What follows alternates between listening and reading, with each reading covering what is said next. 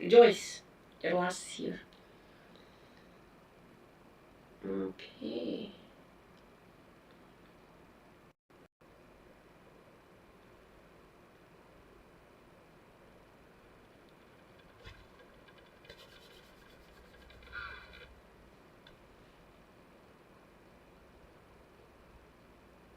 Oh, I've already done that. I can delete that bookmark.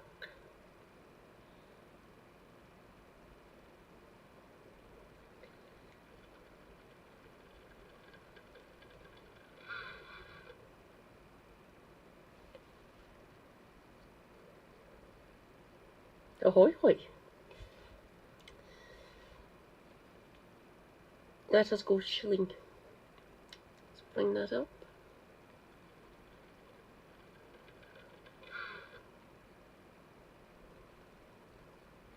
Oh. Copy text. Paste.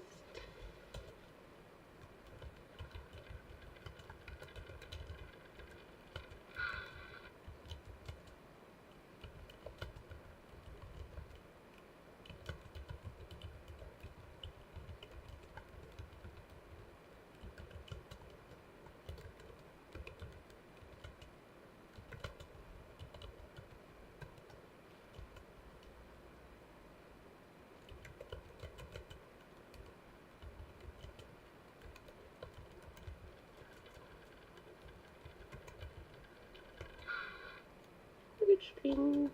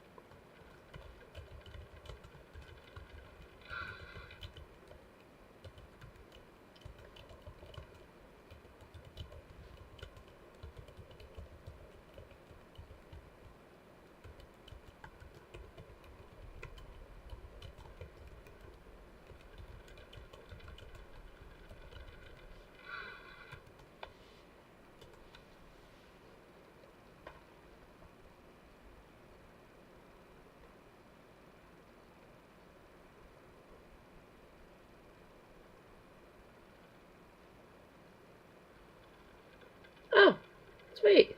Oh, darling, thanks.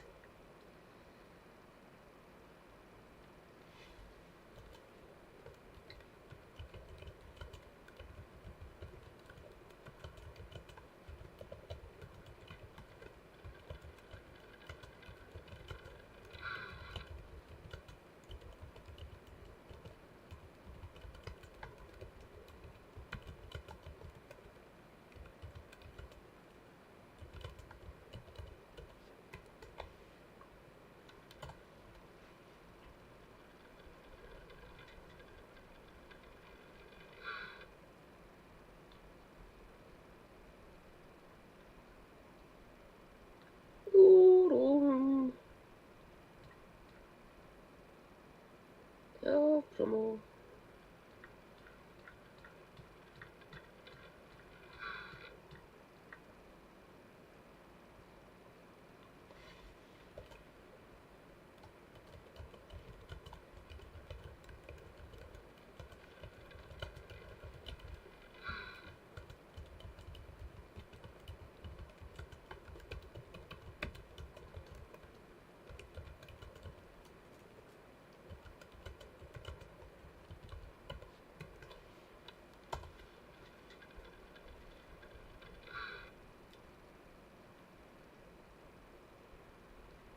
Where's my far right wankery? Excellent. Far right wankery. Oh, there it's there.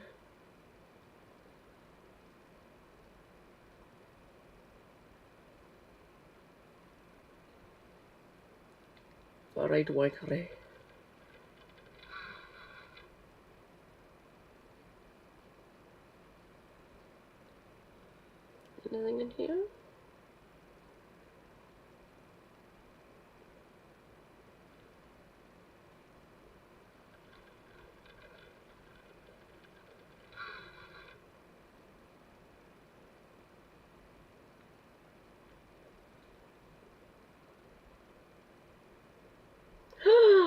Rejoice, comrades.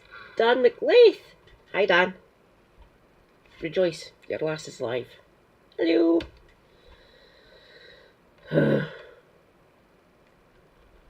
Let's give people time to come in. How are you doing?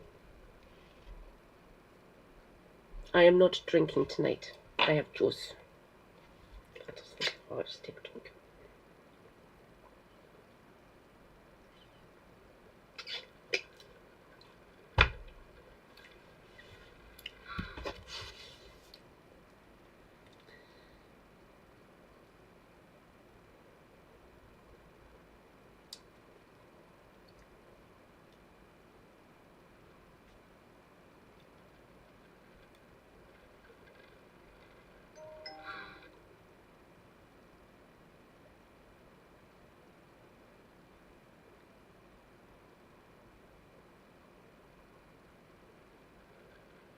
Oh, my course is going.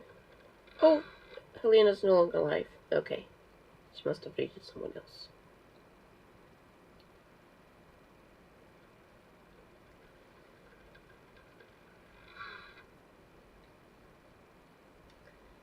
Stream manager.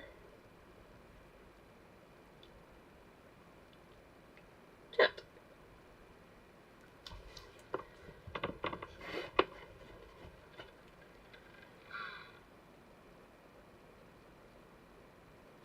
Oh, Dan.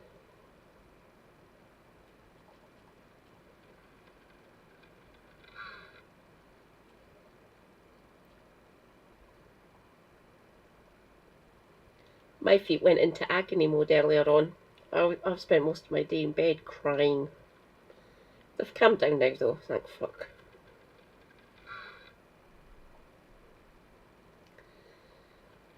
Let's go to my channel. There I go. Ta-da. That's me got my YouTube chat up. I can't do the normal suggestion that rejoice comrade Sock now. Hi Sock now.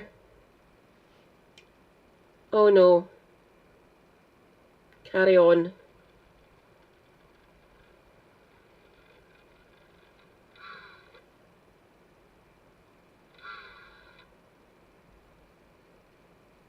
What's sad news, Sock now?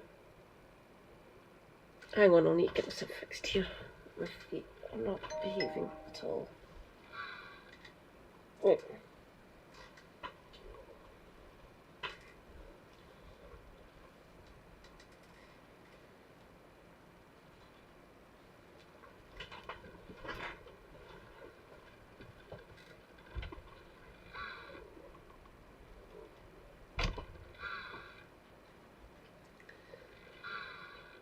Oh, bye, Popper. How old?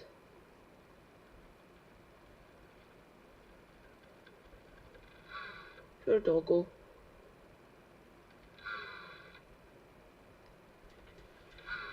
It's sad when a pet passes. I was 15. It's not a bad age actually. But yeah, still sad when you lose your friend like that.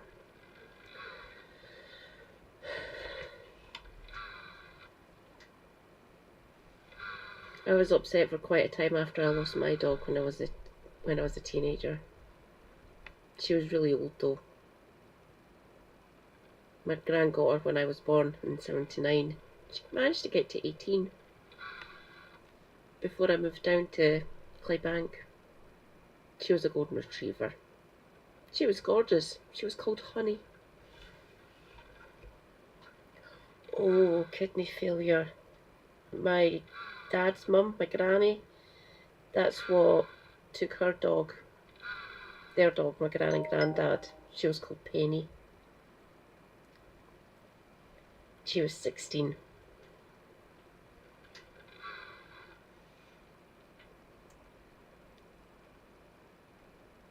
Shall we get to it? I've got a really fun video for us after we've done the news. It's really good. It's got Helena. Praise be No Justice. Go and follow No Justice MTG. She is great. Tenants and homeowners paying for shift to costly gas system. Fun. Oh, fuck it. Tenants and homeowners paying for shift to costly gas system. Some UK property developers are bypassing the mains gas network, opting instead for a statewide, liquefied petroleum gas, LPG. The move is forcing homeowners to pay twice as much, with many unable to switch to an alternative supplier. They bear the financial burden while developers bypass the costs associated with connecting to the mains network. That is daft. As to the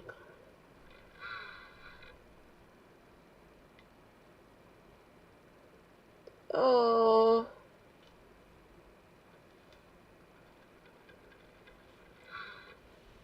Like I said, my gran got honey when I was born.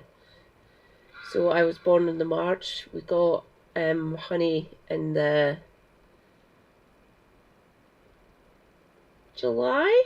So a few months after I was born. We also got it because we lost Grandad.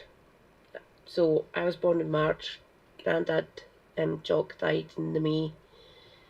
Then 2 months later we got honey. For Christ's sake. Why LPG? LPG can be a useful alternative to houses that are off-grid and unable to connect to the mains gas network. However, the use of LPG in estate-wide systems can be extremely problematic, at double the price of standard mains gas. Firstly, LPG is not subject to the energy price cap. This means suppliers can increase the cost as much as they like. By 2024, the price of LPG had increased by around 40% since 2020. In contrast, standard gas central heating costs around 7p per kilowatt-hour. This equates to a rough cost of £1.68 per hour to run the boiler. Running a LPG boiler for the same amount of time would cost you £3.36 at a rate of 14p per kilowatt-hour. Another problem with estate-wide LPG is it creates a supplier monopoly, making it almost impossible to switch providers. For that to happen, every house on the estate has to agree to switch. Additionally, the energy provider owns the hardware and LPG tanks, meaning a new supplier must agree to purchase that equipment before any changeover. Of course, all of this can impact the property's potential resale value. Kayla, which supplies some of the UK's metered estates, claim that It's called Caller. Energy costs for new-build rural homes fueled by LPG are significantly less than properties running on electric boilers and comparable with other off-grid alternatives. But of course, they would say that, as Kayla is the one supplying the LPG. One flyer, published by Kayla and Bloor Homes, states that, having investigated the cost of piping mains gas to the homes, which would be around £1 million for every half-mile, Bloor Homes soon discounted this as a financially viable option, so had to go in search of an alternative fuel solution. So clearly, this is not about saving money for households. What it's really about property developers making even more money. New developments using LPG. One of the new home developments using these estate-wide LPG systems is the Brockridge Paddocks development in Twining, Gloucestershire. It was built by Charles Church Development, which is part of Persimmon Homes. Twining Parish Council does note that Twining Parish is off the mains gas network and most homes are heated by fuel oil or LPG gas. But in total, Persimmon chose estate-wide LPG systems for 6 of its new housing developments. The houses on that estate were all scored with an EPC rating C. Whilst this is above average for UK homes, it falls below the average for new homes. According to government statistics, 85% of new homes in England and Wales are in the highest energy-efficient bands with an energy rating of A or B. Of course, this means that whether the house is bought outright, put up for social rent, or sold through shared ownership, the running costs of the home will be significantly lower. Basically, the use of LPG massively reduces the energy efficiency of a house. Additionally, it means a lifetime of extra costs for the person living in that house.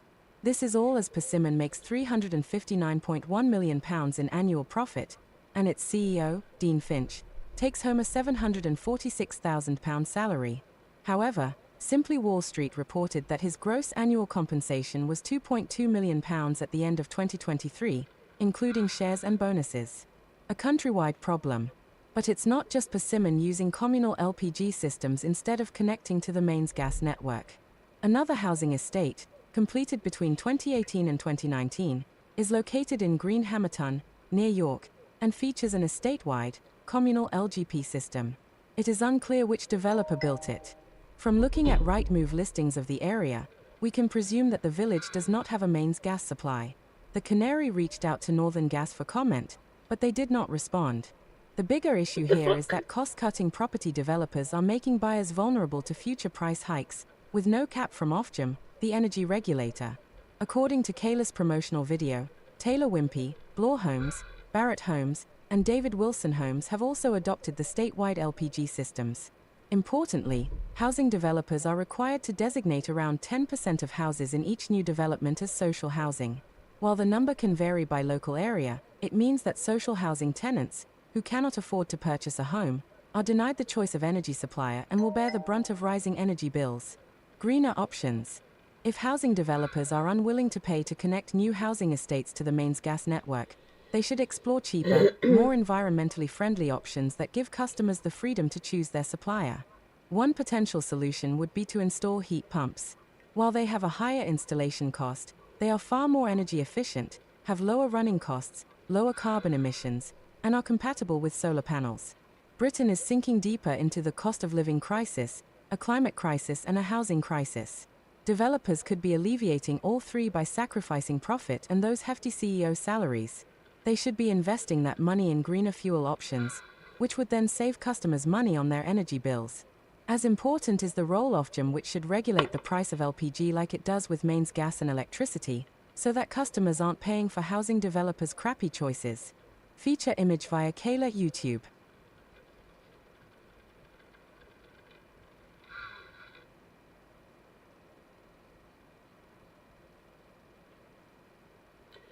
Yeah, I'm with you on that one, Sock, now as well. For-profit healthcare, fucking stupid as hell.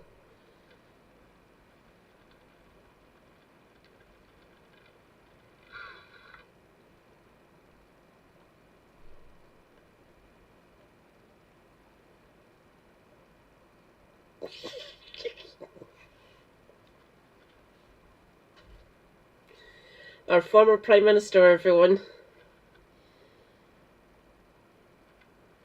Yeah, you're basically a colony. That sucks. Our former Prime Minister. Right. David Cameron buys 25,000 garden shed to write in.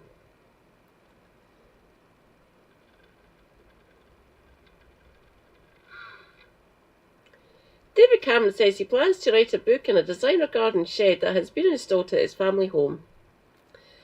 The shepherd's hut, thought to have cost the former Prime Minister £25,000, includes a wood-burning stove, sofa bed and sheep's wool insulation.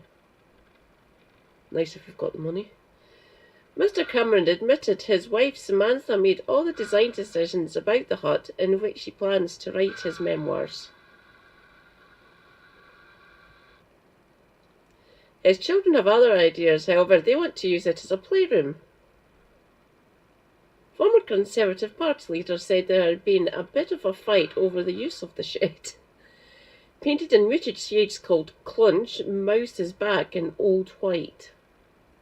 How do they come up with these stupid fucking names? Clunch? What the fuck is Clunch?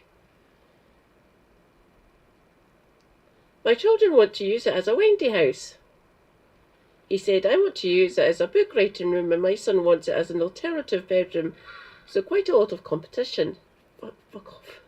When it first arrived, there was great excitement who was going to spend the first night in it.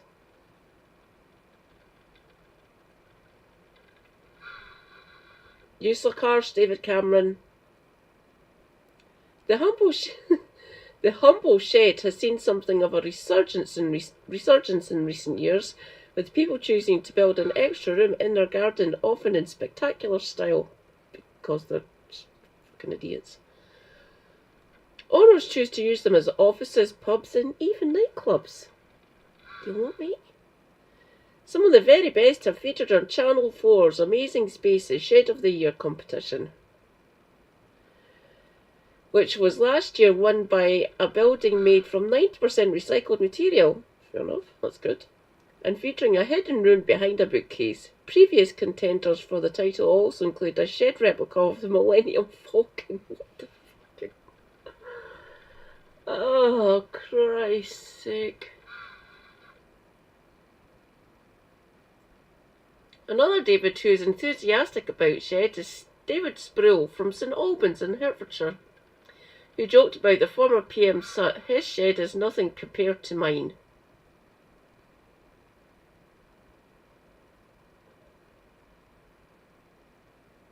He's just starting out in the world of sheds. These fucking wanks. He had a recording studio and music room installed in his garden last year, which he created. The shedio. Oh, this is fucking ridiculous. The top of the garden was just nettles and brambles. Dead space, said Mr. Spool, who plays in a rock band. He admits his 4 or 5 guitars, one more than my wife knows about, anyway, and amplifiers used to clutter up the house, and that he needed somewhere to play music. Mr. Sproul said the shedio was the best £6,000 I ever spent.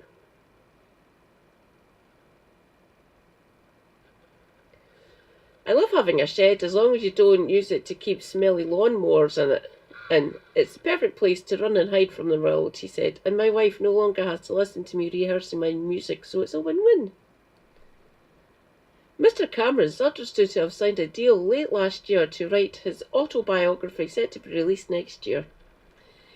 He is not the only one to use the hub for writing. Roald Dahl wrote his books from a shed in his garden, as did Dylan Thomas. Fucking hell.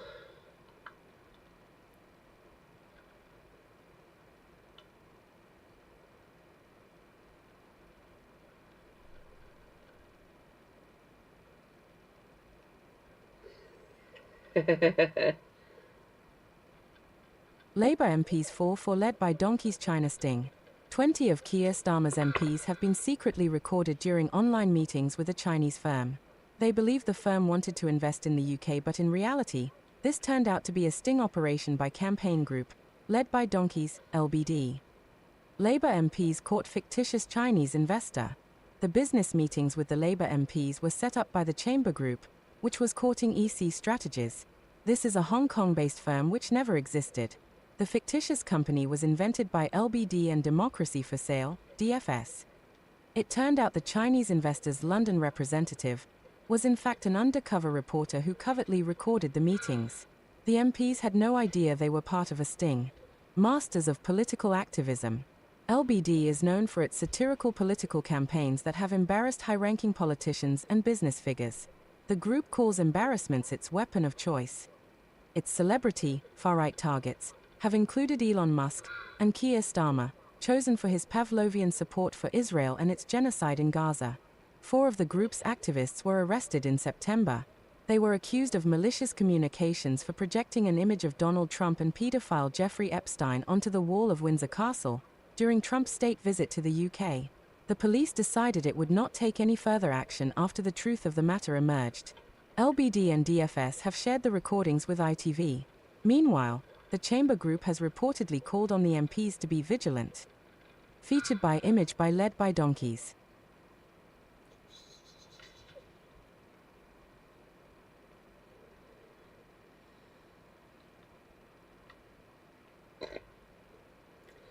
Well done, led by Donkeys. Fucking love it.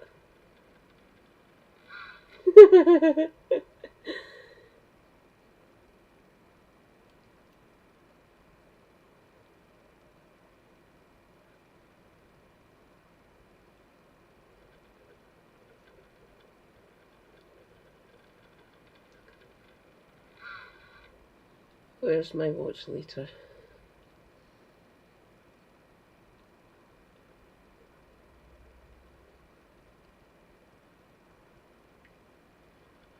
The public and answers their questions. Now, you'll remember I called up Rachel Reeves on LBC. They do a Ring Rachel every month where she's the Shadow Chancellor. And by Shadow Chancellor, I mean the person who is going to be Chancellor of the Exchequer come the next election. So every single month she comes on and takes calls from members of the public and answers their questions. Now, you'll remember, if you're a long-time viewer of this channel, a few months ago, I did a segment called Rachel Reeves Debunks Herself, where I found an article of hers that she wrote in 2010, which was a critique of the fiscal policy of the Osborne administration, where she explicitly said that we should be increasing taxes on the rich, not expecting the private sector to invest in the absence of public sector investment, and calling for more redistribution to stop inequality and poverty rising. And what I did is I called up LBC to quote herself at her, whilst obviously not saying that it was her, to see if she agreed with herself. Let's have a little bit of a watch. Helena, hello, what would you like to ask? I've got a quote here from a pretty prominent economist, and they say that Labour needs to provide an alternative to aggressive policies being prioritised by the Conservatives. The banks and those earning more than £100,000 could quite easily contribute a little more, and unless they do, inequality and poverty will inevitably soar in the months and years ahead. Do you agree with that statement? The way that I believe that you can reduce inequality, reduce poverty, and actually also improve the living standards of ordinary working people, not in poverty, but struggling to get by, is through growing the economy. Because that is the way that we can ensure that working people have more money in their pockets and we have more money for public services. And one of the real failures over these last 13 years is to grow our economy in all parts of the country, creating those good quality, high-paid jobs. So she's going to press the growth button, right? The Conservatives have had access to the big red growth button for 13 years, and they've just not pressed it. Don't know what they were doing. Rachel Reeves, she's going to take the necessary steps to go and press the growth button, because she's not going to plan for growth. The only real actual plan I've heard from her is her saying, well, we need to reform to be able to crowd in private sector investment. When in the own article that I cited here, she even said there that there should be no expectation for private sector investment to happen in the absence of public sector investment, which is, again, these are all statements that she's previously made that I agree with. I think we should be taxing the rich more. I think we shouldn't be relying on private sector investment. But when she says she wants to reform her way to growth, to get more private investment, this is right-wing. This is neoliberal, Thatcherite, supply-side, deregulatory economics. That's the only way that you can look at this. The other option, that's what a kind of more Keynesian economist would think, someone who's more kind of on the centre left, is that you would incentivize growth by using fiscal stimulus. You'd use fiscal stimulus to put more money into people's hands, more demand in the economy, to be able to incentivize the supply side of the economy to meet stimulus on the demand end. That's what we want to see. It's what the National Investment Bank plan was, as far as the Jeremy Corbyn manifesto was concerned. That's why growth and interest rates were so low for so long, is because there wasn't enough fiscal stimulus, there wasn't enough demand side policy to get the economy moving again and get people spending money, which is why we've had anemic growth for so long. And those problems have persisted up until now. my priority is to get that economic growth back in our economy, to lift people out of poverty and to have the money we need to invest in our schools and our hospitals and so much else of the public realm. This is identical to what Liz Truss was saying. When Liz Truss said, she was doing kind of Laffer curve economics, when she was saying, well, if I cut the top rate of tax, rich people will take that money and they will invest it into the supply side, which will then put more money in people's pockets as supply grows and demand goes to meet it and the economy grows, and the growing economy will then feed back into better tax receipts, so it's going to be a net gain. Now, we all know this is nonsense because all of the extra money that goes into the pockets of the supply side, in her mind, we know that that doesn't go into new investment because you have the lowest investment in the G20. It goes into accounts in the Cayman Islands, right? It feeds into the asset market without actually building any new businesses, without increasing supply, because we've basically had 13 years of money going into the top of the economy, pumped into assets to increase asset values without increasing the supply, which is why our growth has been so anemic. So regardless whether you're Liz Truss cutting taxes to stimulate growth, or whether you are Rachel Reeves deregulating the economy to stimulate growth, I don't see how either of these plans actually meaningfully grows the economy. And even then, unless you're growing the economy for the people who actually need to spend it, like people in poverty, how can you even show me that your growing the economy plan actually decreases poverty? And in fact, it won't, probably almost certainly won't increase inequality due to the mechanisms that I've just explained there about the asset inflationary economy that we've had all this time, which we'll only see continuing moving forward as well. Good evening, Ian. Hello, Rachel. Yes, Hi, Phil. In sort of answer to that last call, or adding to it, you said you came into politics to change things, and yet all I've heard from you and the front bench is Tory policies for a Tory crisis. True. Tax wealth. You're not going to do much with income tax. You're leaving the profits of the banks, the water and the energy untouched. I remember very well, because I was born in that period, the Attlee government. And what they came in with was a four-letter word, hope.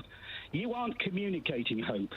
There is no ambition in evidence in what you're doing, and they had a much harder job than you've got to rebuild the country after the Second World War. COVID is bad. 2008 was terrible, but austerity has to be stopped, and you seem to be wanting to carry on worshipping the Treasury because you are an ex-banker, Bank of England banker, and you don't seem to be in making any kind of ambition clear to me as a voter or the public as voters, whether you're prepared to rise to these challenges, which are far worse than what we had in World War II. Get her, Phil. Get her. See, the silent gens, they're good. We stand the silent gen. It's the boomers that we absolutely despise on this channel. He's 100% correct. He's 100% correct, right? We lost huge amounts of wealth. Careful now, Helena. I've said this before. My mum's a boomer, and she's quite good. She doesn't really do politics that much. She sometimes asks me questions to explain shit to her, but my mum's fairly decent for a boomer. She takes good care of us. Praise be my mum. But yeah, Silent Gen, they're decent people. They saw the post-war consensus actually happening in their lives, which is fucking awesome. I liked what Attlee done. It was good.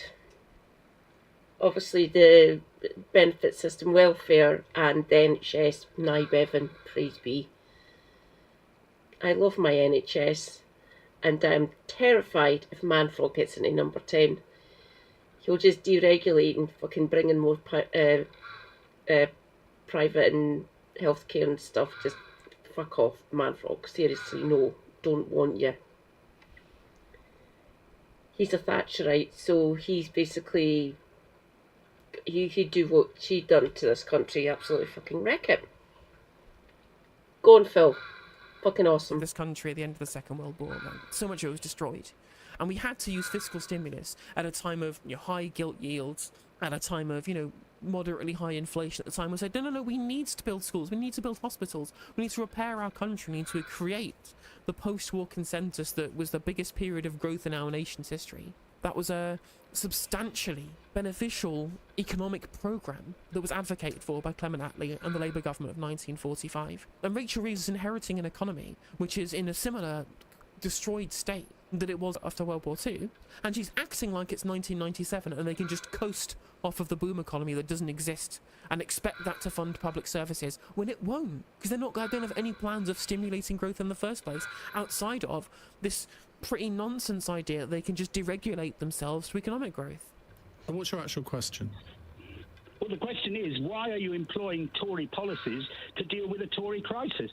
True. I mean, just going back to Helena's question, the economist that she quoted, that was actually you. Well, look, I mean, I want to reduce poverty and inequality. I didn't go into politics, but how do you do that? Based. Praise be Helena. Fucking love it. She confronted her with her own fucking words. Love it. Love it. You've changed your tune, Rachel, haven't you? Dear God. The practical Well, things that we can do. You tax the rich Like, you tax the rich and you redistribute it. It's not difficult, right? It's not difficult. In that quote was to tax the banks more and those earning more than £100,000 more, but you've gone back on that. Well, look, the way that I think that we can lift people out of poverty and reduce inequality, as I say, is to get the economy growing. And that has been the missing ingredient these last 13 years. Now, you know, Phil sort of says... And why has it been missing? Because of austerity. And then you're promising to do the same thing. There is no meaningful plan for growing the economy. And even then, you can't even show us how that economic growth is going to go to the people who need it, rather than just get pumped into inflated asset prices. Oh, I'm an ex-banker. Yes, I am an ex-Bank of England economist.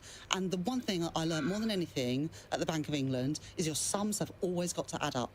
And what we saw less than a year ago was a Prime Minister and a Chancellor who decided to throw that very simple truth that your sums have got to add up out of the window. And the damage that was done in those 44 or whatever it is short days is immense. And that damage was done because she thought the rules of economics didn't apply to her, and so did Kwasi Kwarteng. And we have paid a heavy price for that experiment. But I will never play fast and loose with the public finances, because the people who pay the consequences of that are ordinary working people and some of the poorest people in society, who are now facing higher rents, higher mortgages, almost the collapse of the UK pension market because of their ideological experiment. And I will never do that. This idea that you can equivocate between tax cuts done overnight with no OBR forecast and no checking in with the pension funds, and compare that to a broad-based set of pretty mainstream Keynesian stimulus packages for the economy through investment that are done in a longer time scale with an OBR forecast, and the markets aren't spooked overnight by two lunatics doing things without any warning. These things are not comparable. Because that's what she's doing here. She's essentially saying we can't spook the markets by increasing bond yields, by issuing more of them to pay for fiscal expansion. And then there's no evidence that that's necessarily a thing that would happen. And even then, the question that I've asked, and mine, is about increases in tax rates. And if you're taxing money to then spend on public investment, you're not going to increase bond yields at all, because your sums are literally adding up. This idea that you can respond to us and say, well, actually, you know, taxation is bad because I want the sums to add up. Well, that's how you're supposed to get the funding out by this household budget model to pay for this one-in, one-out public spending arrangement, which would do nothing as far as overall bond yields are concerned from government expenditure. This is nonsense. And economic stability always has to come first, and it will with me. But if you're just going to follow Tory economic policy, what's the point of voting Labour? Well, you know, True. We've said that we would get rid of the non-dom tax status. I haven't heard Rishi Sunak calling for that. I wonder why. We've said that there would be VAT. But for both of these tax policies, all of that money is already allocated. The non-dom tax, you've already told us, is going to be spent on the NHS workforce expansion plan, and the money from the VAT on private schools is all going to go into the education sector, and the policies that you've already said that's going to fund, the 1 point however billion it is, extra tax revenues, is going to fund free breakfast clubs for kids, not even free school lunches, and it's going to pay a dividend payout for teachers for long-term service to keep them in the job. So any other funding, whether it be for fixing the actual collapsing schools that we know about now, or into investment into new green infrastructure, or expansion of not just the NHS workforce but in NHS capacity, because that's another half of the problem, is lack of capacity as well as lack of staff, or in new council houses, none of these things are going to happen. Mostly because you're not made promises to do any of these good policies, hence why she's allowed to come out here and say, we've got these tax and spend policies, but that's literally all we're doing. We can't make any other commitments at all. When literal schools might collapse and they're like, we're going to look at the budgets first. You need to find the money from somewhere by your own metrics. And we would put that money where it belongs, in our state schools. We've said that private equity bosses, their income should be taxed as income and not capital gains, and we've put that money into our public services. And we've said that we would have a proper windfall tax on the huge... We have another tax policy. I didn't know that they were going to make private equity bosses be paid as income rather than as capital gains. And do you know what would be a much easier way of fixing this? Just equalising capital gains and income tax. Huge profits that the energy companies are making. She didn't do that, by the way. You've also said you're none not of the going Tories wouldn't do any of you're not those going to things. increase income tax for the so-called rich. You're not going to increase capital gains tax. You're not going to increase inheritance tax. you're not going to introduce a wealth tax, even though Michael Gove is now speculating about that. I mean, you're more right-wing than Michael Gove. Burn! It's literally not wrong. It's not wrong that Michael Gove was the other day calling for a wealth tax because he recognises, because he has one more functioning brain cell than the rest of the Conservatives have 0 functioning brain cells, and he's realised that the overinflated asset market can't continue forever, and it's ruining the lives of working people who want to actually get on the investment ladder to generate wealth for themselves. I haven't heard any Conservative Ooh, member of the Cabinet saying, do you know what, Rachel's ideas on, cracking down on this loophole for non-doms, which brings in, by the way, £3.5 billion a year, or the £1.4 billion you could bring in through... That's literally no money. Like, that's literally no money at all. Like, £4 billion. It's good that they're doing that, and it's good that that's going into good public projects. But that's not enough to fix the fact that the entire country is completely screwed up. The number on the non-doms comes from analysis of HMRC data from the LSE and Warwick University. The country, so you might not have any of that money at all. This takes into account people's behavioural changes, Ian. The Institute for Fiscal Studies have backed up Labour's numbers on how much you would bring in from putting VAT on private school fees, and you could bring in billions of pounds by closing the loopholes, which mean that the big energy companies can get out of paying the so-called windfall tax that the government have introduced. So, I'm just not buying this idea. What's happened to we the have Rachel I'm sorry, Reeves let me just say this. I'm not buying this idea that our policies are somehow the same as the Conservatives. They're just not. But what I will not apologise for is making sure that our numbers add up, because unless you can do that, it will be ordinary people and the public services that we rely on that will pay the price for it. So the Rachel Reeves who said that quote, the banks and those earning more than 100,000 could quite easily contribute a little bit more. That's a very different Rachel Reeves than the one I've got sitting in front of me. Well, look, my priority, and I make no apology for that either, is that I want to grow the economy, because it is through growing the economy that it's the only answer that she has. Because she knows, right? She knows that she's been cornered here. I fully believe that she still believes what she wrote in 2010. I still think she believes that. She's cucked herself into this line that we can't spend any more money because she's been told to by, Starmer or McSweeney. But it's just not wrong, the criticisms that Ian is making here. Why vote Labour when the Conservative policies are basically by only very small metrics and even small amount different? My magic numbers work because I assume record growth in all years. Like, how can we get to the highest growth in the G7, one of Keir Starmer's missions, in the next 5 years? It's field of dreams. Sustainably improve people's living standards and have the money that our public services desperately need. So yeah, that was my altercation on LBC with Rachel Reeves. And I think I made her come off pretty badly there. I mean, the LBC chat were giving her the ringer as well. They were all saying, this is Tory policy. Well, why should I expect this from Labour? So, I think we did a pretty good job in calling out myself and Phil from Broadstairs. I think we did a pretty good job. If you enjoyed this video, please do consider liking and subscribing. It does help out the channel and the algorithm. And if you click the bell notification icon, it will let you know when I go live and when I upload videos. If you'd like to follow me on social media, my handle is @NoJusticeMTG, and that is Twitter, TikTok, Facebook, Instagram, Twitch, and YouTube. If you want to support my channel in a more financial manner, you can do so by becoming a member for just 99p, by super chatting, or by supporting me on Patreon, with the link is in the description of this video, and hopefully I'll catch you on the next segment.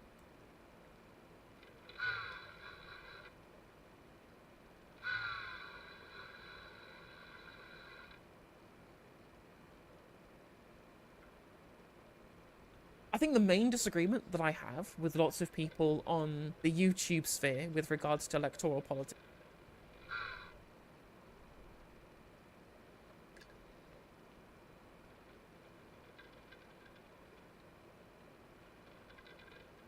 I'm feeling a bit peckish.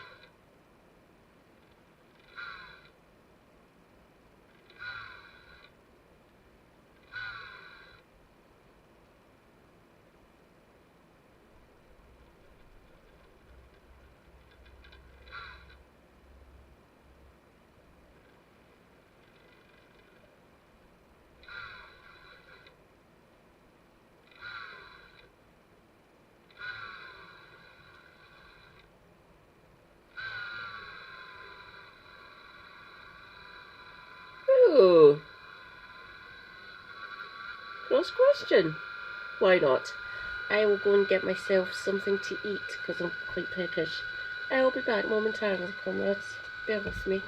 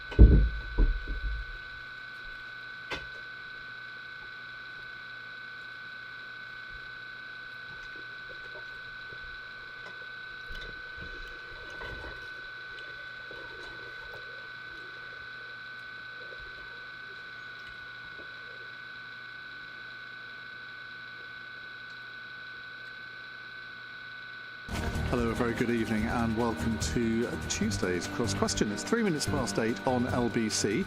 With us for, well, I'm going to say most of the hour because there are some strange whipping arrangements in the Commons at the moment. So we were hoping to have David Simmons on the programme, the Conservative MP. He's being replaced by Tom Skinner, founding partner of the public relations agency Nexus, former advisor to Conservative Cabinet Minister. But if you're watching on Global Player, the LBC app or the LBC YouTube channel, you'll see an empty chair at the moment because he is racing over to be here sometime in the next few minutes. Also, Dorothy Byrne. She is former head of news and current affairs at Channel 4. She's running a tad late. That's her empty chair, but she will be here, I'm told, during the first question. But I'm very relieved that we have two guests because otherwise it would be me answering the questions and no one wants that. We have Emma Revell, External Affairs Director of the Centre for Policy Studies think tank, which was formed by Margaret Thatcher and Sir Keith Joseph in 1974, so you kind of know which direction she's coming from. Coming from the opposite direction is Andrew Pakes, who's Labour MP for Peterborough. It's his first time on the programme, so let's all be kind to him, particularly given for the first question these two are going to have double the length of time to answer the question. So you can get your questions in to our panel at 0345 6060 973. You can WhatsApp us on that number, you can text 84850, and of course you can watch us on Global Player, the LBC app and the LBC YouTube channel. Call 0345 6060 973. Tweet at LBC. Text 84850. Cross Question with Ian Dale. This is LBC. See, I thought if I padded that out a bit, Dorothy might have arrived, but no sign yet, but she will be here soon. Right, let's go to our first question. It's from Robert in East Grinstead. Hello, Robert. Hello, Ian. Hi. Good evening to you and your panel. Is it advisable to have such major judicial reform when under an establishment, under a government that is based on the lowest slice of the electoral turnout for over 100 years? Is it wise? Well, they've got a massive majority, though, haven't they? They've got there's one thing I agree with what Boris said, and there's much I take umbrage with him over, but he says that the Labour majority is a very wide yet incredibly shallow puddle. Is it wise to go about, I don't think it is it wise to go about such judicial reform when the country is in such chaos with such a low electoral turnout government? Have you ever been referred to as part of a giant puddle, Andrew? Well, you said it's a very wide majority. I'm on a very narrow panel this evening. And actually, there's certain things you learn when you become a member of Parliament, and that's a lot more of the stories you get of your constituents. And one of the things I've been most shocked by is the impact of a School check. Andrew Pakes.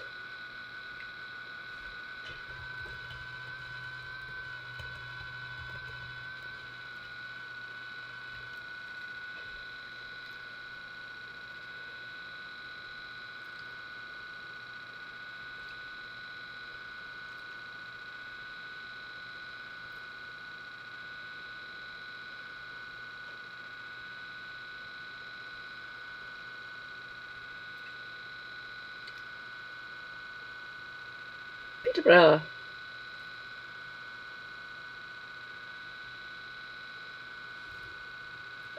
Oh, you just take care of yourself. So now there's just sit back and relax. You can chill. Listen to my voice. If you need distraction, I am here. Okay, Labour MP for Peterborough. Oh Christ, another one of them. So he was the president of the NUS. Fantastic.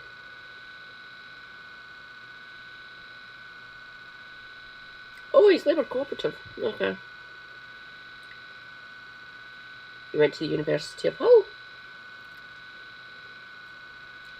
Biggs was born and grew up in Newport Pagnell, a borough of Milton Keynes in Buckinghamshire. He was educated at Ousdale School before going on to University of Hull. politics and a master's in environmental management. Okay. Active member of the Labour Students. He was on the national executive of the National Union of Students from 1996 to 2000. And was twice elected the national president of NUS, serving in the role from 1998 to 2000.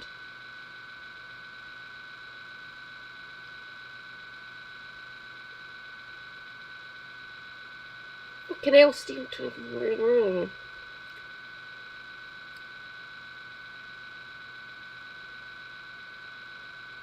Oh, he was a special advisor to Mary Curie, working with the Shadow DEFRA team. Okay. He was the initial head of PR for the British Kebab Awards. It's a bit random.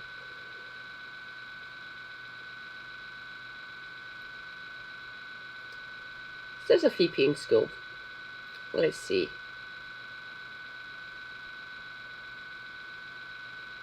Oh, it's an academy. Okay, so it's basically an upgraded state school, not a private school. Okay, you seem decent then. Justice system that's failing. Sitting on the sofa recently with a resident who had been through a really harrowing time because of a crime that had been committed against them, and still hear the anguish in their voice because the trial is just being postponed and put back and justice isn't being delivered. So I think this is a huge issue. There is a justice system which is justice denied because justice is broken. And it's not a question of politicians themselves making this all up as we go along. This has been one of the brightest, important brains commissioned by government to come up with recommendations. And I think it's right the government looks at that seriously. Now, over 90% of trials already happen through a magistrates' court, and I'm really pleased today that we previously extended the sentences magistrates can do from 6 to 12, and I understand we're doing it up to 18 months now to kind of speed up the system. But when you look at the impact of austerity, when you look at the fact that the system has been beaten up for the best part of a decade, not just by governments, but by COVID and the impact that's had on it, we've got a system which really is at breaking point.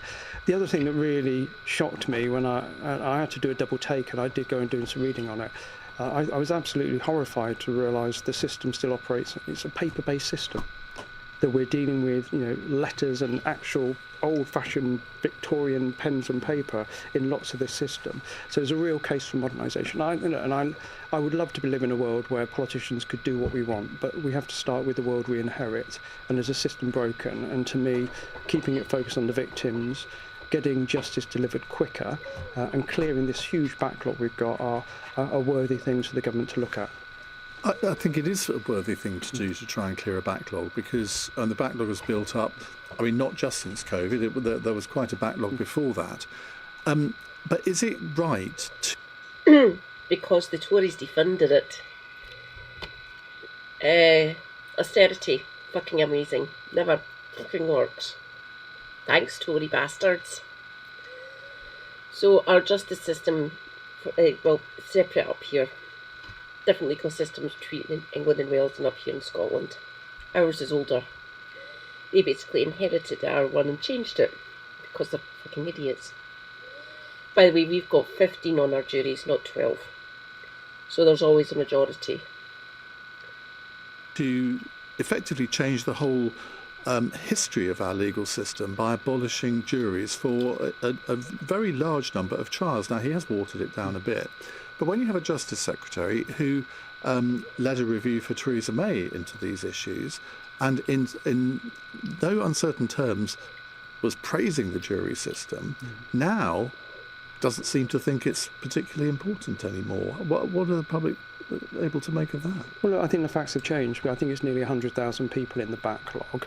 We've got a system... No, but my point is, if you shouldn't be making effectively constitutional changes just to clear a backlog. You can clear the backlog by giving the courts more resources and more money. But I think this backlog's going to be with us for some time to come, and I think modernising the system, the focus on IT is one part of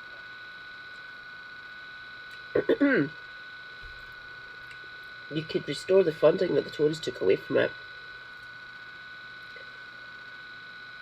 Get rid of jury trial. No. Lammy, what the fuck are you on about? That is a dangerous, dangerous step to take, especially with a right-wing government waiting in the wings in the form of reform. Do not get rid of jury trials, thank you. Just fund the legal system properly. Give back the funding that the Tories stripped from it. That might work. Just a thought. And digitalising it, I know we say that as it can solve all ills in the world, but the vast majority of cases are already heard by magistrates, and we need to be speeding that up. And the most serious crimes are still going to be held by jury service, and the public will have a debate on that. I think the balance is about right, and the government's trying to grapple with this situation, and we'll see that play out. But I think broadly the government's got the balance right, speeding up the system, cleaning out the backlog, delivering justice, but keeping juries for those that really need it. Emma Ravel. Well, there is absolutely no democratic mandate for this. It's not as though it was in a Labour manifesto. It's come sort of vaguely out of the blue, I think, to a lot of the public, even though there has been this review and it's been recommended by the review that David Lammy is now enacting. But for the public, I think they will think, well, where has this come from? We had no idea this was going to be mentioned. If you sell it as we are speeding up justice for people, obviously that's going to get buy-in because that's what the public want to see. But there have been a number of exposés by a number of different outlets, and there was an excellent one by Politico, which I really recommend people go and read, into why exactly the court system is crumbling, why there are so many trials waiting years and years. And it is things like the fax machine doesn't work, the court is leaking. The fact they use a fax machine says it all. Indeed, and it's no wonder the fax machine doesn't work. It's probably older than I am, but these are things that are not going to be fixed by simply moving away from jury trials for a percentage of cases. And there are all sorts of systematic things, you're right, don't work. I was in court, you'll be very surprised to hear, for a speeding offence, which I pleaded not guilty. Was it pleaded or pled? Anyway, I pleaded not guilty because I wasn't. And that had to be postponed because a police witness didn't turn up. And when it was reconvened, the police witness went to the wrong court. Well, and you have cases, I have a friend The case was thrown out then. Well Thank done. Goodness. I have a friend who served on a jury. I never have, but they were called for a couple of weeks. The first day they said, there's actually no trial scheduled for today. So he sat around for a couple of hours and was sent home by lunchtime. Day 2, you turn up and then a defendant hasn't shown up or a lawyer is running late or whatever, and you eventually get into your trial maybe past lunchtime. The next day the defendant hasn't turned up at all, so you can't proceed without them. And by the end of the week, I think he ended up having 2 weeks off work and sat in court for about 4 days in total. So, none of those problems would be solved by just simply not having a jury there in the first place. Delighted to welcome Dorothy Byrne to the studio. I gather you've had car problems, Dorothy. Yeah. Apologies for that, but it's great to have you with us. Let me read out the question for you from Robert in East Grinstead. Is it wise for a government with the lowest electoral base for 100 years to make reforms like this to the judicial system when the country is in such a mess? Well, it doesn't feel wise, does it? And the way we heard about it was really shocking. Very bad PR that I suddenly turned on my radio or TV. I'm sure I must have been listening to LBC to be told that David Lammy was going to get rid of nearly all jury trials. We've now heard it's not going to be as bad as we first heard.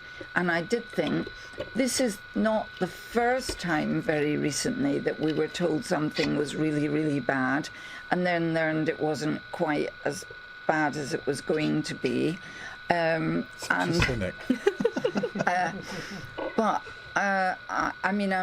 appalled to hear about fax machines. I'm appalled to hear about paper-based systems, exactly the same as in the prison system, where when we ask, how do you let out the wrong prisoner, it turns out because they're still doing it on paper. So it's this chronic underfunding of the justice system in our country.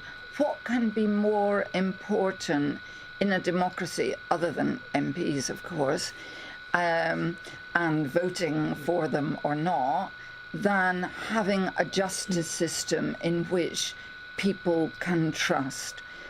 Is it wise to do this? Maybe they have to do this. Leveson said, we have to do everything because things... Yeah. No, don't mess with this. Don't get rid of jury trials. What the fuck, Lammy? Seriously. He's a lawyer, by the way. He's a Casey. So no, this is a deeply authoritarian move if they actually go through with this. I hope they don't. I really do. Imagine the fucking harm reform could do if they get into power and then the jury system's gone.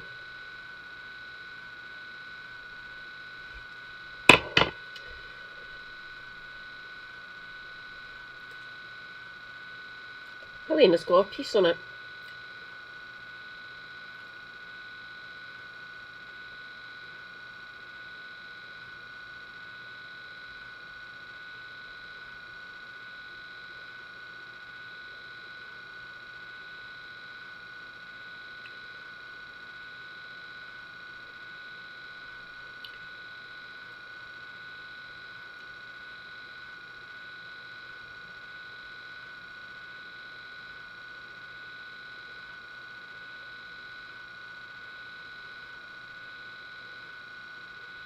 So whilst I talk a lot about the economic policies of the government I disagree with, I talk a lot about the foreign policy decisions of this government that I disagree with. It is worth pointing out, I also oppose their rank authoritarianism. They are absolutely obsessed with centralising power in their own hands. Now, I obviously disagree with the Online Safety Act. I am glad that the Green Party have voted at conference to repeal the Online Safety Act upon getting access to government, if we were privileged to do so. I also oppose the institution of digital ID, a nonsense authoritarian proposal that no one likes, no one wants, and one would trust Keir Starmer with it. And I thought that this was the limit of this party's authoritarianism, as well as obviously arresting peaceful protesters for holding up signs, right? But I never thought I would see the point where this government would actively want to remove people's judicial rights in this country. Again, like, these are the people who have been part of, like, the establishment institutionalist party in this country. And you'd think that they would hold at least some reverence for the history of this country, like the Magna Carta. Basic stuff like the right to be judged by a jury of your peers. Again, as has been pointed out, like 800 years of British history, of British convention being ripped up with no mandate. No mandate at all. It was not in the manifesto. Just like digital ID, not in the manifesto. Disability cuts, not in the manifesto. Again, the manifesto was a pamphlet to get them into government, and they're using unchecked power to do whatever they want, no matter how obscene. And this is obscene. This is obscene. Rights to trial by jury are the biggest defence against state power. From state power being weaponised against individuals in the form of what essentially amounts to show trials. If you don't have an independent judiciary that is checked by jury of one's peers to be able to ensure that there is proper buy-in from the people who elect the government. Who elect the government that then choose. No such thing as 800 years of British history. Magna Carta is an English thing. Yes, well said. Oh, fellow Scot. Fuzzmas. Thank you, Fuzzmas. That is correct. Yeah. Like I said, we've got a separate legal system up here. It is better in my opinion. Really. Lammy, get wrecked. What is a crime and what isn't. There is no reason for them to want to do this, other than to use their unchecked power against their enemies politically. There is no reason to do this, right? So the line coming from the government, they're an attempt to end unprecedented delays and backlogs in the courts and do not apply to Scotland and Northern Ireland. So this is just in England and Wales. But the right to jury trial is in no way causing this court backlog. It is in no way causing this court backlog. In fact, when people have a choice between jury trials and single judge trials, right, the cases which they are looking at taking these away from, it's only about 15% of the time they go for the jury trial anyway. But it's their right. And it's their right to have that, and they lose that right, the state can use this as unchecked power against their political enemies, right? There is no precedent and no mandate for this. It is insane that they are trying to do this without having gone to the electorate by having in a manifesto or via a referendum to rip up Magna Carta.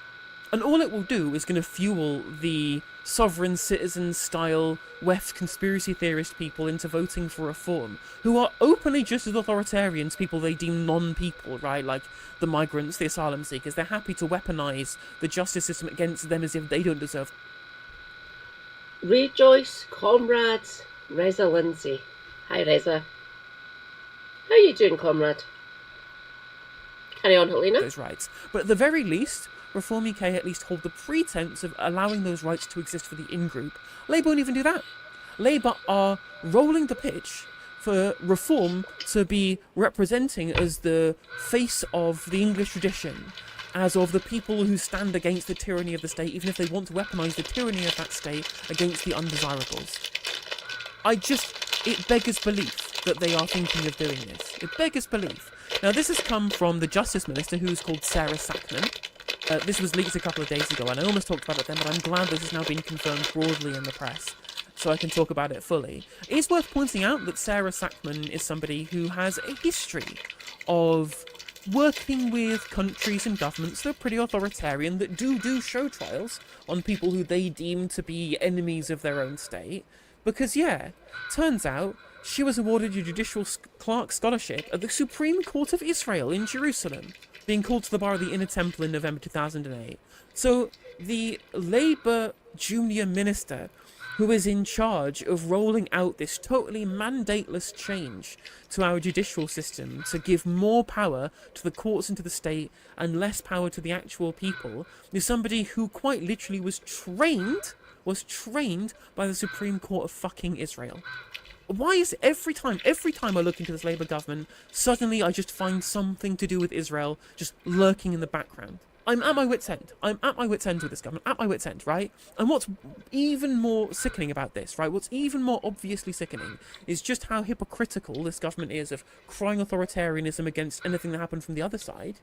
And not just hypocritical in that manner, directly hypocritical to the point where I have to agree with Robert fucking Jenrick. Here's David Lammy in 2020 saying that jury trials are a fundamental part of our democratic settlement, and criminal trials without juries would be a bad idea. Right? He deliberately said this was a bad idea and is now wanting to do it in government. And Robert Jenrick, someone who was openly authoritarian, who was mad with his potential power, again, to weaponise against the out-group rather than against everybody, but that's the nature of right-wing politics, is in-group versus out-group, whereas Labour just want to take it away from everybody and make themselves hated by the entire electorate. Even Robert Jenrick is in a position to call out this blatant, this giant, cavalcade of hypocrisy and illegitimacy. And if you are giving room for Robert Jenrick to market himself as the voice of reason, you've lost the fucking plot. You have lost the fucking plot. And to lie to the electorate that the court backlog, which is mostly due to austerity, is somehow the fault of jury trials and the rights established in the Magna Carta is such a brazen and disgusting lie to justify this authoritarian move. It is a moral imperative that this government collapses. It's a moral imperative that we remove the people at the top of the Politburo from power as quickly as possible. These people need to be removed from their positions, right? I don't care whether you replace the leadership in the Labour Party with somebody who doesn't have these kind of desires, because there are plenty of people in the Labour Party who don't support this. They may not even get it through the Commons, because I don't think the Tories reform or some of the Labour backbenchers will support it. But whether it's the removal of Keir Starmer and Rachel Reeves and McSweeney and McFadden by an internal regicide within the Labour Party, or a desire to get these people thrown out of office immediately from some other reason, right, we have to, it's a moral imperative that these people are removed from power. Is a moral imperative, right? Everybody who voted Labour at the last election to make sure that these people had the unchecked power that they have now, the massive majority that James O'Brien talked about, which is the reason they're being so brazen with these giant changes with no mandate. Not even going to the country in a referendum, no mandate at all, right? He is going to be complicit in the kind of things that they do because they believe that they have unchecked. This is on top of the fact that they are hand-picking judges for politically sensitive cases, like in the case of Palestine Action, where they got rid of the judge and replaced it with a panel of 3 judges, some of whom had links to decisions made that were pro-Israel. I'm just pointing out on Twitter that a move such as the removal of jury trials with no mandate would justify a general strike if we had a Labour movement that was large enough and militant enough to be able to organise such a thing, right? It's such a giant change of the basis of the foundation of the constitutional nature of this country that it would require mass Labour militancy to oppose. We don't have that in this country. We let ourselves just bend over and accept what the government gives us, no matter how grotesque it is, you know? I mean, not just generic, right? Even someone who is just like basically authoritarian, who supports war crimes. I mean, not that that doesn't apply to Keir Starmer as well, right? Even Suella Braverman is on the right side of this one. Even Suella Braverman can recognise that this is needlessly authoritarian.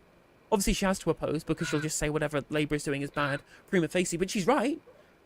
She's right that a jury of her peers is a fundamental right in our democracy. And it is something sacred that the Labour Party are destroying. She's not wrong. She is not wrong in the slightest. I'm agreeing with Suella Braverman. What the fuck is going on?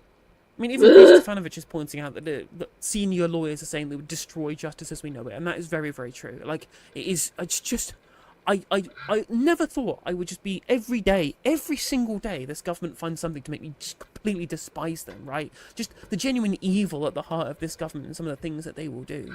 The lengths that they will go to extend their own power, you know? Just absolutely diabolical. Diabolical stuff. Article 6 in right to a fair trial, Article 14 prohibition of discrimination, Article 1 of Protocol number 12 general prohibition of discrimination. Those are the things that might fall foul of, depending on the implementation, I guess, in terms of the ECHR. And again, this is the same government that tried to tell us when we can and can't protest, right? When we're engaging in excessive protest. It's just insanely authoritarian. Again, like, yeah, imagine if it came from the Tories, you'd see people up in arms. I mean, luckily, Keir Starmer and Rachel Reeves and Pat McFadden and all that lot are all so close to the Tories now, they're indistinguishable, and you're seeing backlash from everybody. Previously, people who would be polarised towards Labour, who would defend it on the grounds of it being a Labour government doing it, even they are saying that it's terrible. Even they are saying that it is dereliction of the constitutional nature of this country, right? I want to see how, like, the pro-Labour shill press are responding to this. This is a tweet coming from Pippa Crowra from The Guardian. It comes after our Jessica Elgert revealed that criminals will be stopped from gaming the system by choosing trial by jury to increase chances of proceedings collapsing, and the government was planning radical changes to limit jury trials by the next election. Do you notice what's wrong with this tweet, chat? Do you know what is wrong with this tweet? It says criminals, not the accused. He's so bought into the Labour framing on this that anyone who is accused must be a criminal. The fact they are going to a trial means you have not convicted them yet. They have not been found guilty of any crime by the fact that they are going to see judges and going to courtrooms to decide it. And Pippa Crowra is just openly agreeing with the government, essentially going, well, criminals will just abuse the system if there is a jury trial, so we have to get rid of it. And like, they are not criminals until they've been convicted. That is, again, a basis of the legal system in this country is guilty until proven innocent. I mean, here we have the press, the Labour-aligned press, right? The Labour-aligned liberal press trying to, again, roll the pitch for it. To lead with a language that explicitly is trying to back up the government's position. And this, to be fair, this is the same minister, David Lammy, who praised Azerbaijan for liberating the Nagorno-Karabakh. And also the guy who's just been openly, like, providing cover to Israel during their genocide in Gaza. Just an insanely monstrous individual. Also, I mean, to be fair, yeah, absolutely, you're right in saying that. They are being run by, fucking Morris Glassman from Blue Labour, who wants to take inspiration, as you say, from Trump's authoritarian policy framework and his conservative policies, right? Like, I'm sure that somebody like Glassman is probably behind all of this shit, you know? Exactly, Dan, exactly. I have noticed it, Kev, don't worry, I have it up. We're in the middle of a segment. They're also scrapping right to appeal and allowing local magistrates to send you to prison for up to 2 years. I'm sorry, but this is blatantly an attempt to stuff the prisons with wrongfully convicted people to create a US-style underclass of prisoners to exploit for slave labour. Fascism does not happen all at once to everyone at the same time. It happens in stages with groups most hated by society, accused criminals, refugees, the disabled targeted first with harsh punitive attacks. Most citizens will never feel fascism touch them, it's still there. Even if you think what the pitch is being rolled for here. Well said. Stats for Lefties. Everyone go and follow Stats for Lefties. They're great. They do good work. Yeah, this is blatant authoritarianism. I just fuck off. No. Sarah Sackman and David Lammy, the pair of you can fuck right off. Just, no, fuck off. No. I will not stand for it. Thank you very much. It's not necessarily fascism in and of itself. It's exactly what happened with Joe Biden and ICE, where he had the chance to disband it. There was a chance to abolish ICE, to remove the structure, the infrastructure that Trump is now weaponizing to black bag people off the streets to send them to foreign torture camps. or to lock them up for saying things that are against Israel, right? That's the basis of the Trump administration's plans that Morris Glassman takes such inspiration from, right? That infrastructure was created under the Democrats and was maintained by Joe Biden even when his own base was calling for its abolishment. And it is that infrastructure that Trump is now using to force fascism on America. That is the same thing that will happen in this country. The framework, the infrastructure for show trials, the infrastructure for state repression is going to be created by the Labour Party to make it look like they're tough on crime, etc., etc., and it will be weaponised by a future Reform UK government to purge the undesirables. Mark my fucking words, right? Because Nigel Farage knows that he's a winner either way. He either gets to rail against this needless authoritarian power grab by standing up for the rights of the English tradition and the Magna Carta and the sovereign citizen style people who will vote for him on the promise that the weaponization of justice will only be against the outgroup, right? He'll pretend to stand up for everybody and for universal freedoms, and he'll get into government and he'll weaponize it against the outgroup, and he'll have huge support from all the people who have been primed into this weaponization, who've been primed to view weaponization against the outgroup as justice being served somehow, even though it doesn't make any sense. Even though it doesn't make any sense, right? Like, Farage is cackling to himself that Labour have done the hard work of putting the authoritarian structures in place for him without any of his buy-in whatsoever, that he can oppose an opposition and weaponize in government. I hate this government. I hate this government so much, right? I absolutely despise them. Member of the Labour. There's no justification for remaining a member of the Labour Party. No justification whatsoever. No justification. This government must be removed. They must be removed. A small, elite, socially narrow judicial profession becomes the sole decider of guilt. Removes citizens' last-time defence in the UK. Jury is one of the very few remaining constitutional counters. Exactly. And, of course, Labour wants to get rid of it. And these are the same Labour government who are talking about, oh, is it terrible we have to release prisoners because the prison estate is so full? And they're opening the floodgate for the judicial system to get weaponised to fill them back up again. Hey there, if you enjoyed the video, make sure that you like and leave a comment. That helps the video out. Have got so bad, and as a woman who is very concerned about the terrible treatment of victims of crimes against women, I am deeply concerned by the delay in rape cases and in cases of sexual assault, and it's actually wicked. Never mind is this wise.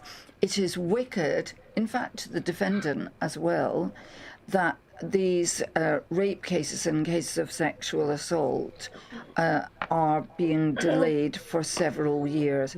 Think how hard it is for a woman to go to the police at all, then for her to say, yes, I will go to court, and then she discovers she's got to wait for years, and then when she will fear, when I do appear in court, people will say, well, your memory must be wrong because it's several years ago. So I think we have to put as our absolute priority at this moment speeding up the cases so that the victims of crime can have their cases heard far more quickly. But this is what we should be spending more money on. There was a huge debate that we've just had about the budget. I think if we had all heard that we're going to put a lot more money into this, that might have gone down better. But I was also appalled to hear that the Lord Chief Justice had said that had offered that they could hear 20% more cases, and the government had, or whoever it was, had turned that down on the basis they couldn't afford it. We have to afford our justice system. Well, isn't that the point, Andrew Pakes, that, I mean, this is predominantly about money. It shouldn't be about reforming a system that has served us well for decades, if not centuries. It should be about deciding the allocation of government funds. And look, all politics is about making choices, all government is about making choices. And people will think, well, Rachel Reeves gave £3.5 The hell? German companies have lifted a ban of working with AfD politicians due to rising popularity. Pretends to be shocked. Oh, why are you going to work with those fucking right-wing nutters? Dear God. Oh. Thanks, Reza. £1 billion to lift the two-child benefit cap. She could have done that in stages and actually funded the justice system properly. Well, look, we are increasing funding for the justice system, but Equalise capital gains with income tax. That would have brought in more money. That would have been a better way. I'm for raising corporation tax as well. So companies that have profits over 1 million, I think it is, or maybe 1.2, pay corporation tax because they've got more profits. I would have raised that. Hang on a minute, what's our current rate? Give me a minute.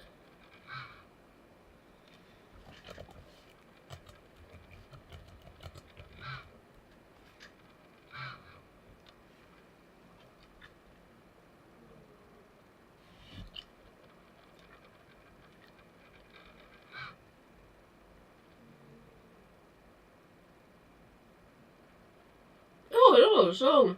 The UK has a tiered system for corporation tax, which depends on the amount of profit a company makes.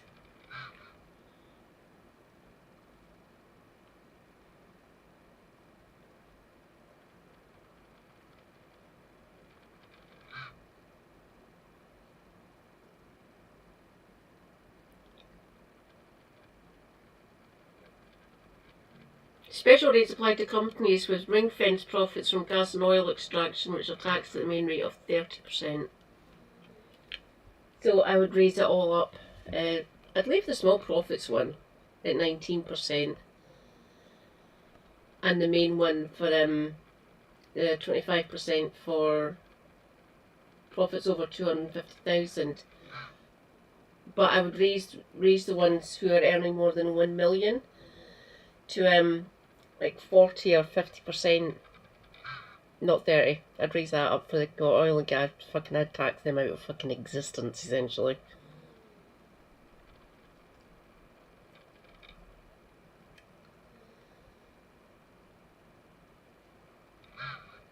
yeah.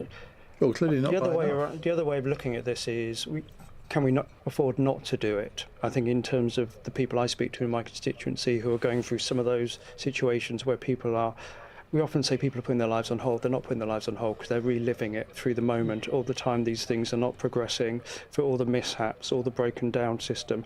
And it isn't just the criminal justice system in terms of trials, it's the whole system itself that needs doing it. So of course we need to speed up. We've increased the number of sitting days.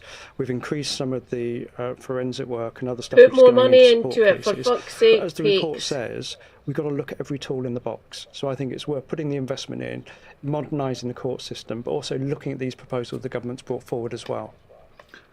Well, David Davis was here earlier, and he said he'd had 3 phone calls from Labour MPs today saying, how can we fight this? Do you sense any sign of a rebellion? Well, I think it's a really important issue, and Parliament should be about debating these big issues. I'm persuaded by the evidence I've seen through. Wasn't in the manifesto. And like I keep on saying, deeply authoritarian move, just no, fuck off. Either hold a general election and put that in your manifesto, or hold a referendum about it. Ask the British people if they want to get rid of jury trials. You can't just go ahead and do this without it being in your manifesto, because you shouldn't be doing it at all. Shouldn't even be discussing this. No, fuck off.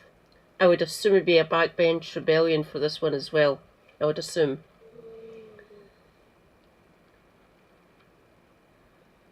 Correct. Oh, correct, Reza. Yeah. The report for the people in my constituency I've met, and by people in the probation and the court system as well, that the system just isn't working. So I'm willing to put the effort in to get it right. We've got another couple of related questions on this, which we'll come to in just a few moments' time. You're listening to LBC. It's 18 minutes past 8. This question with Ian Dale on LBC. 19 minutes past 8. With us in the studio, Dorothy Byrne, former head of news and current affairs at Channel 4, Andrew Pakes is Labour MP for Peterborough, and Emma Revell, External Affairs Director of the Centre for Policy Studies think tank. Right, we have Geoffrey in Harrow. Geoffrey, what would you like to ask? Well, Ian, I think this could be the time to embrace the latest technology, and whether the panel would agree that the whole 80,000 backlog of cases could be sorted out virtually overnight, with a large number of redundant judges and barristers and lawyers and things, by the use of artificial intelligence, AI. That's really artificial No. insemination. Just like that. Fuck off. No. Is it, have you got your tongue firmly stuck in your cheek on this, or are you being serious? Half serious and half stuck in the cheek. It's a shame we haven't got a lawyer on the panel, because there must be things in the legal system that AI could help with, but you couldn't have AI as a jury. I don't think you could have AI as a judge, could you? Well, you could field the question into a number of AI, and if you've got the same answer from everybody, the person would either be guilty or not guilty, surely. Dorothy? Well, there has already been a problem with AI in the justice system, that some barristers have used AI, and AI invented cases that didn't exist, and they got really? into a bit of trouble. Unfortunately, we're not yet at the point that AI is absolutely 100% reliable, and I think we all want something that's... It's not reliable at all. Do not put AI into the legal system. I beg of you. I hate this government. I fucking despise them. I'm glad our legal systems are separate. Thank fuck for that one. Just don't... Guys, don't worry. The AI bubble will burst, not... but not right now. Yeah. Just know. Fund it better. Put more money. Put the money back in that the Tories took out. That's all you need to do. Tax rich bastards. Get more money in. Raise capital gains. Raise corporation tax. Just an idea. This is fucking dystopian shit. Fucking hell. More reliable than AI, which would invent a case. I have been a court reporter, and I would say that I've seen judges be really good. But one of the issues with judges is, I'm afraid to say, on the whole, they're all really posh. And the idea, we have to think about Britain as a whole. Judges are such a small and unrepresentative group of the population that I don't think it would feel like justice to most people, excellent as judges are, if a very small and select group of, on the whole, posh white middle class men were deciding all the serious cases in the system.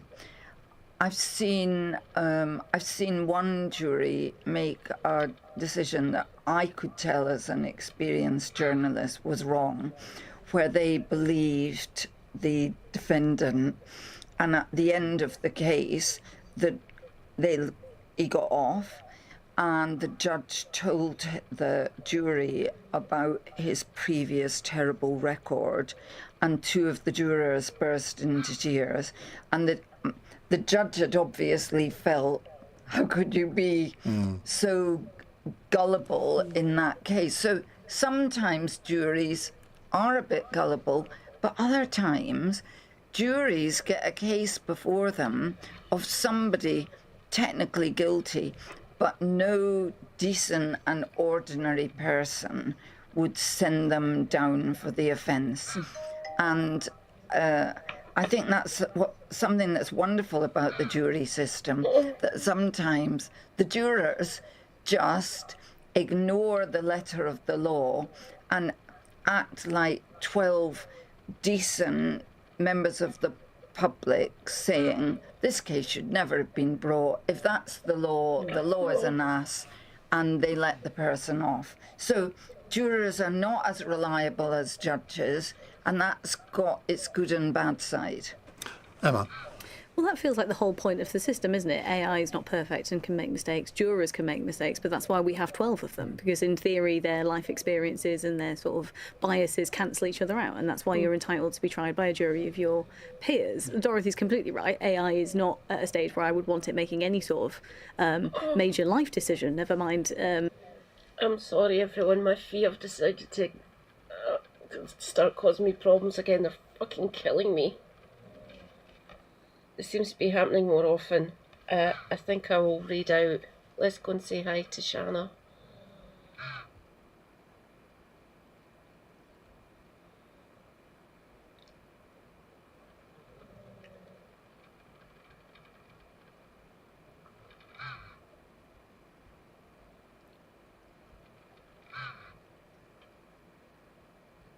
Thank you, Reza.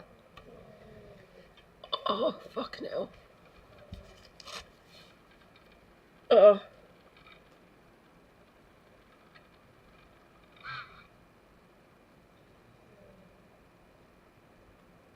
Okay, let's go and say hi to Crank. Will set her kids or her kitty on you, so no one's safe. Grilla is a ballsy one. She'll show up at your doorstep and beg your parents for you, basically. Oh! Good or bad. She's like, hey, let me get your kids. Hide your kids, hide your wife. Anyways, the tale of Grilla was used to keep kids on the straight and narrow. Parents hoping the threat of them, or of her, would kind of set them straight and make them behave. Needless to say, all children, good and bad, were terrified of Grilla, and still are, as she remains a living legend, and probably will for many years to come. That's it. That's it? Wow. Super short story there. I know. I like it though. So with some of the lore of Gryla, you might find a little contradictory with the Yule Cat. Magic at 7.